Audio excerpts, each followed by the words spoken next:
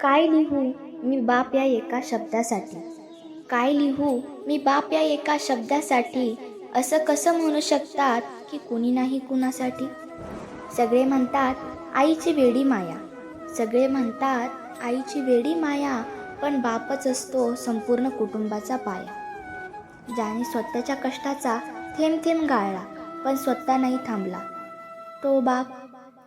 तो राबतो जेव्हा दिवस रात, देह झिजतो त्याचा जशी की जळते दिव्यातलीच वात.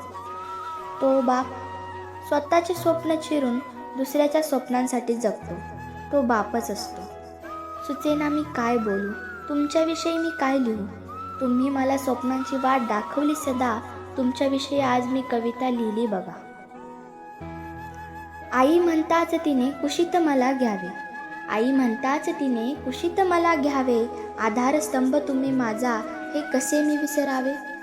कुशीत आईच्या शिरावे होऊनी साय लोणी, कुशीत आईच्या शिरावे होऊनी साय लोणी. पण बापासारखे प्रेमळ या जगात नाही कोणी.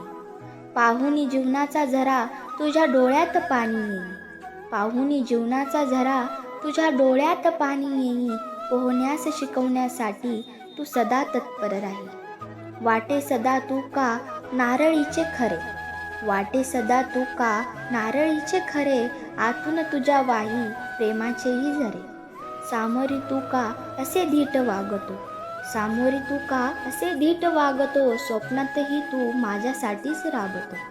देवानेही का तुला घडविले, देवानेही का तुला घडविले. समुद्रा एवढे मन तुलाच रे दिले. वाटे जरी तुम्ही वृक्षासम आम्हाला, वाटे जरी तुम्ही वृक्षासम आम्हाला. छायेत तुमच्या राहून सोसतो ऊन पाऊस वारा.